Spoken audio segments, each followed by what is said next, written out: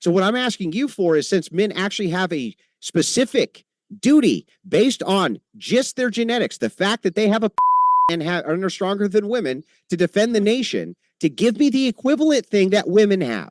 What is it? All right, so in this clip, Andrew Wilson takes a flamethrower to the feminist narrative, calling out double standards, emotional arguments, and dodgy stats.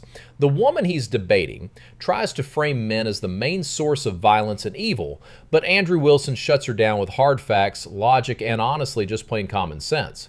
From abortion stats to gender duties in society, Andrew Wilson holds the line and exposes the contradictions in her arguments again and again. Let's dive on in. I'm going to tell you the same thing. It's not, I don't think it's a man's duty to go and be in the, serve in the army. I don't think so. Forcing a man to then why do you want them to? Finish my point is ridiculous. Again, that's a man-made whole thing. Okay, as a human being, you should be decent, which you men are not. We're more empathetic. That's why we're not committing all these crimes, which you men are. You kill your own children, dude. You kill your own kids. You know that you shouldn't. You can argue that women are doing it. I'm not denying it, but there's more men doing it. There's more men in There's not more men killing their own kids than women. More serial killer men. No. There's all kinds of data on this. I don't know what you're talking about. Yeah, and you know what? There's a lot. And here's the thing. When we do the gathering of this data, especially when you take into rape statistics and things like this, here's what we find. That they take things like non-penetrative acts as not being rape. That it's not SA when women do the exact same thing to a woman that a woman does to a man that's not counted as rape. The thing is that ultimately I can make a really good case that when it comes to sexual assault, women are actually the primary perpetrators of it, not men. And it's just not reported by the men as being sexual assault. Not only that, let's point out a couple other things. Don't talk to me about how women aren't evil when they have 1 million abortions a year. That's fucking evil. Yeah, I mean, you can clearly see Andrew Wilson going to town here. Andrew Wilson didn't sugarcoat it. He brought the raw numbers, and honestly, you could see she had no idea how to respond. I mean, saying women are more empathetic and nicer doesn't mean much when you're ignoring stats like that. Andrew Wilson basically forced her to confront the reality that actions speak louder than words. He brought up facts, she brought up feelings. And that contrast, that's exactly why Andrew Wilson came out on top. Also, you still haven't actually named a primary duty that women have in society at all. Only shared duties that you believe men and women both should have. And that's the problem. You don't feel like women have any greater duty to society other than whatever the fuck they want that makes them feel good. Whatever makes them feel good, that's their duty. Even the not being evil is just part of a feel-good plan. You should not be evil because it makes you feel good. That's the only justification you could ever give me for anything because, you don't believe in Sky Daddy, right? Give you the last word, Ma Leach, but I do want to mention we're going to go into the Q&A in just a minute. So I'll give you about a minute or so to respond. Okay. And then... what you were talking about, that we're evil, we could be evil. There's certain history you can see some women can be evil. However, we're not. We choose not to. Otherwise, we're the ones cooking for you. All these husbands would be dropping dead. Okay, it's very easy to you get it. There was aqua tufana, I think it was in the 1800s that woman used, and all these husbands were dropping dead. So no, we do have a duty, but we don't have the duty that a man wants us to do in 2025. I'll still stick to that as a human being, as a citizen of Canada, I have a duty to be here. And yes, if there was a time that there was some kind of danger, I will be out there also trying to protect whoever I can, because I think as a human being, that's my responsibility. It's not like, oh, it's a man or a woman. Again, you're wrong on the whole thing that men are not raping more. Actually, with women too, when those statistics are put in there, you don't know. They're all counting as sexual assault. You don't know which one was rape. You don't know which one was groping, which one was what. So they're all grouped in together. But the data says that it's mostly men that do this. I'm not going to deny, but you're going to deny. And for the longest time, men... I have good evidence against it. Hang on. And lastly, I'm going to finish with this whole thing that in religions and throughout history, you have seen that women have been sex slaved, used as sex slaves and little kids, and gotten married to underage kids throughout history. It's first time in our history that we have actually a legit 18 years old where you can get married to an 18-year-old. Otherwise, all our grandmothers were married at 12 or 13 not too long ago. Thank you. We're going to jump into the Q&A, but I want to say a couple of quick things. First, don't we get if a our closing guests need statement? to use... What's that? Don't we get closing statements? If you guys would like closings, we can do that. Yeah, I would like mine. Literally. In fact, this might be a good opportunity if either of you have to use the restroom while the other one is giving their closing, because we do have a good amount of questions here for the Q&A. We will start with Malich. The floor is all yours for your closing. What do you guys think? Minute, 2 minutes, 5 minutes? Yeah, I I think a couple of minutes is fine. Malich, go ahead. Couple minutes. I just want to thank you and also Andrew for taking this time to come ahead and have these conversations with me. Why I advocate for certain things is because I have lived into that society, the religious society, where women actually don't have rights. We see that every day happening. It might not be happening here. Few years ago, if you were to ever ask, all these Pakistani guys would be like, "Oh, you never say anything to the Canadian white men," and I'm like, "No, because white men are different. They're different. They're not like this. They're not like this." But I've seen a shift.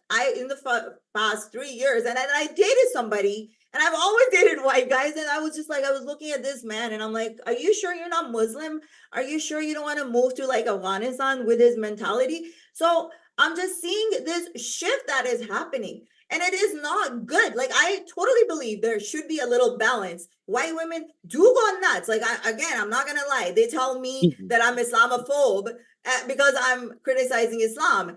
And a woman defending Islam is like KFC defending chicken. You know what I mean? It's just, I just don't get it. So I totally understand where you're coming from. My whole point is that this whole argument, this fight between the sexes, it's not going to end well if we just keep throwing names at each other like I see online. And I totally get it why Twitter is that way or X is that way, because you're rage baiting and you're doing this and you got to bring, those OnlyFans models and Instagram models because that's where you get the views. You're not going to bring like none up there. So we totally get it where you're going up there. But how is it going to affect the society? The hatred that you're building about women in men's heart, that is something already there. The incel community is already there. Men are already lonely. And you're pushing them even more away. Even the ugly guys are not being assholes to women. And women are just like, okay, no, we're not even going to deal with it. I'm telling you this, that women are literally saying that we're done. We don't even want to date. We don't want to have kids.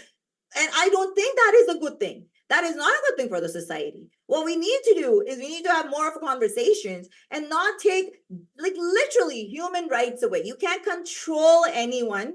You can ask and you can be nice. And if that person loves you, they might submit themselves. But you cannot be like, oh, submit and serve me and I'm going to do whatever I want. It won't work that way. Thank you.